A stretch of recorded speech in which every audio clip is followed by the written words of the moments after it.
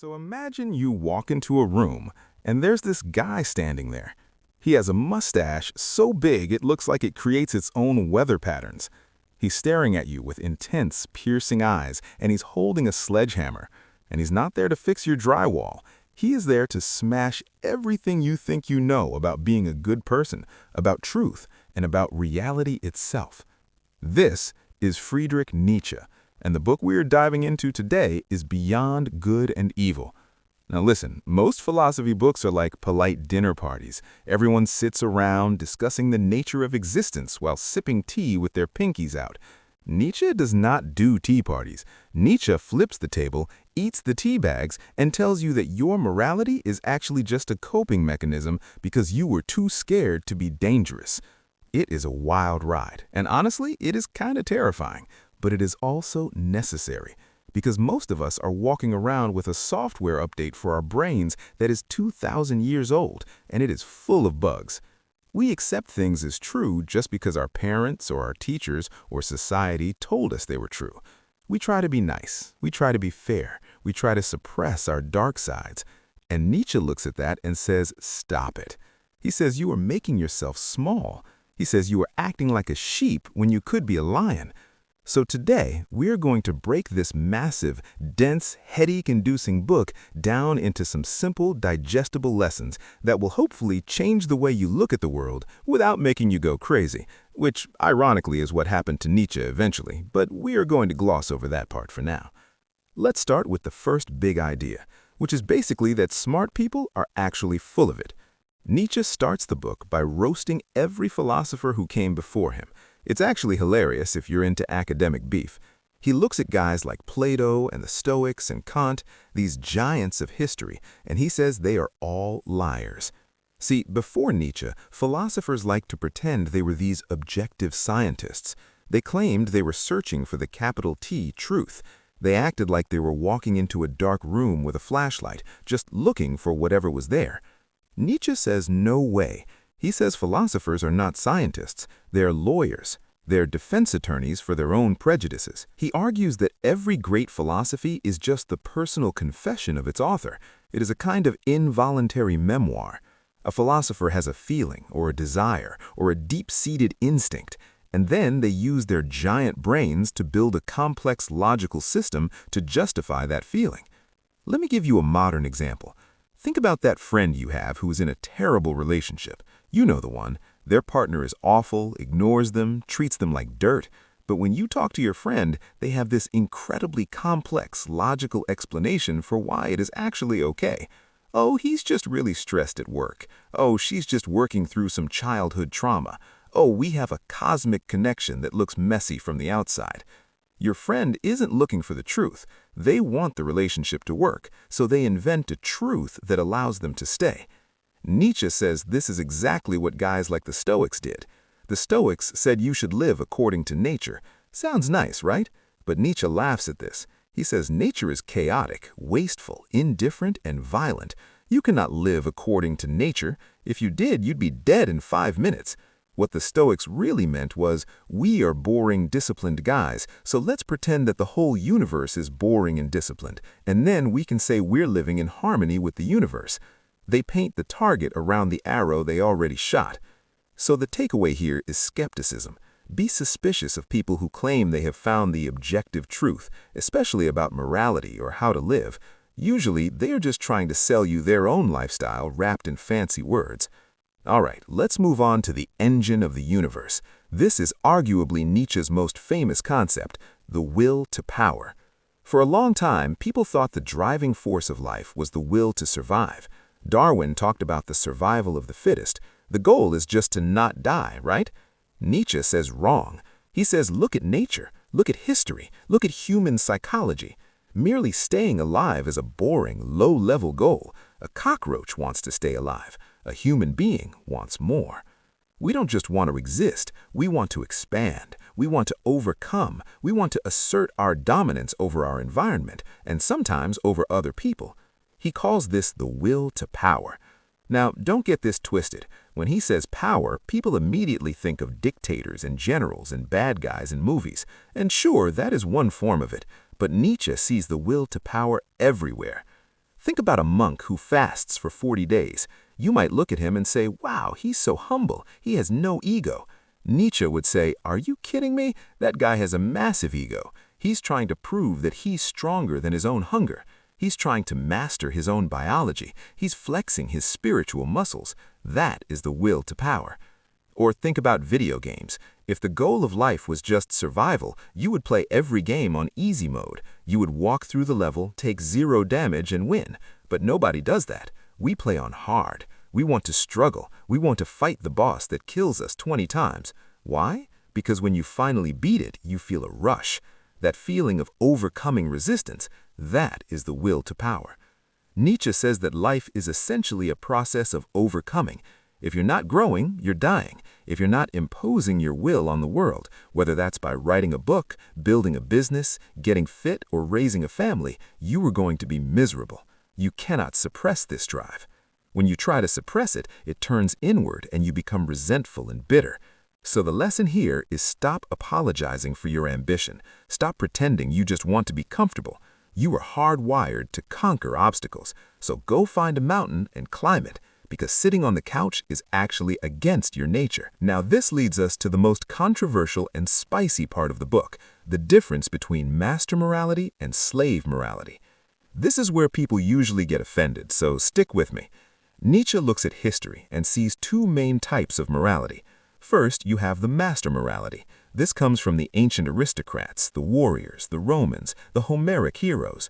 For these guys, good meant noble, strong, powerful, rich, and dangerous. Bad meant weak, cowardly, poor, and petty. In master morality, you're the creator of values. You don't look to a book to tell you what is right. You say, I am strong and what I do is good. It's a morality of affirmation. It's saying yes to yourself. But then, Nietzsche says, something happened. The people who were weak, the people who were oppressed, the slaves, they couldn't fight the masters physically. The masters were too strong. So the slaves came up with a genius psychological weapon. They invented a new morality. They flipped the script. They said, actually, being strong isn't good. Being strong is evil. And being weak, being humble, being poor, that's good. This is slave morality. It's based on resentment. It's not about affirming yourself. It's about condemning the guy who's better than you.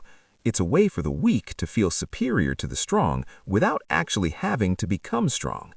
Let me give you a modern analogy. Think about that nice guy syndrome in dating. You know the guy. He's passive, he avoids conflict, he doesn't go after what he wants. And when he sees the confident, assertive guy getting the girl, what does he say? He doesn't say, I need to be more assertive. No, he says, that guy is a jerk. He's an asshole. I'm a nice guy. I'm morally superior because I'm harmless. That is slave morality in a nutshell. It's making a virtue out of necessity. You are weak, so you convince yourself that weakness is actually holiness. Nietzsche thinks this has poisoned our culture. We teach people to be harmless. We teach that pity and altruism are the highest virtues. But Nietzsche says that pity is just a way of spreading suffering around. He wants us to move beyond this binary of good versus evil. He wants us to reclaim the master morality, not to go around hurting people, but to have the courage to create our own values and be proud of our own strength. Before we get to the next point, I want to take a second to ask you something. This stuff is heavy, right? It challenges a lot of what we're taught. If you're finding this interesting, or if you are currently staring at your screen wondering if you are a master or a slave, do me a favor and hit that like button. It really helps the algorithm find other free spirits out there. And make sure you subscribe, because we break down complex ideas like this every week, so you don't have to read the whole library yourself. Also, I want to know what you think. Drop a comment below answering this. What is a truth that society tells you is good, but you secretly think is actually harmful? Is it always be polite? Is it money doesn't buy happiness? Let me know in the comments. I read them, and I'm curious to see what kind of dangerous thoughts you guys have. All right, back to the book. Let's talk about the engine of the universe. This is arguably Nietzsche's most famous concept, the herd instinct. Nietzsche makes it very clear he is not writing for everyone. He is writing for the few, the free spirits. He believes that the vast majority of people are just the herd. The herd wants safety, they want comfort, they want everyone to be the same, they want universal rules that apply to everyone equally. The herd loves democracy, equality, and peace because those things make it safe to be a mediocre person. If you are a sheep, you love the herd. You love the fence. You love the shepherd. But the free spirit hates the herd. The free spirit sees that the herd tries to pull down anyone who stands out. Think about a homeowners association, the HOA. They're the ultimate herd. They have a rule for everything. Your grass must be 2 inches high. Your door must be painted beige. No loud noises after 9 p.m. If you try to paint your house neon purple, the HOA will come down on you like a hammer. Why? Because being different threatens the uniformity of the neighborhood. Nietzsche says society is just a giant HOA for your soul. It wants you to be predictable. It calls your independence selfishness. It calls your unique vision madness. The lesson here is that if you want to achieve anything great, you have to be willing to be separated from the herd. You have to be willing to be misunderstood. You have to be willing to be lonely. Nietzsche says the free spirit is someone who has broken the chains of custom. They don't do things just because that's how it's always been done. They question everything. And that is a scary place to be. It's cold and windy up on the mountain of independence. It's warm and smelly down in the barn with the herd. You have to choose which one you want. Now, if you choose the mountain, you need to understand something about suffering. This is our next big lesson. Suffering is not a bug, it is a feature. Modern society is obsessed with eliminating pain. We have pills for everything. We have safe spaces. We have air conditioning. We have entertainment on demand to distract us from a single second of boredom or sadness.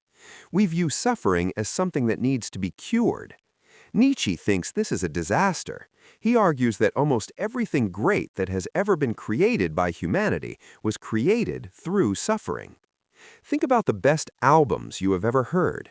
Were they written by people who were perfectly happy and content? No, they were written by people who were heartbroken, addicted, depressed, or furious. The pain gave them the depth. Think about your own life. When did you grow the most? Was it when you were sitting on the beach sipping a margarita? Or was it when you lost your job or got dumped or failed at something important? The pressure is what makes the diamond. Nietzsche says you should not wish for an easy life. You should wish for the strength to endure a hard one. He has this concept of the discipline of suffering.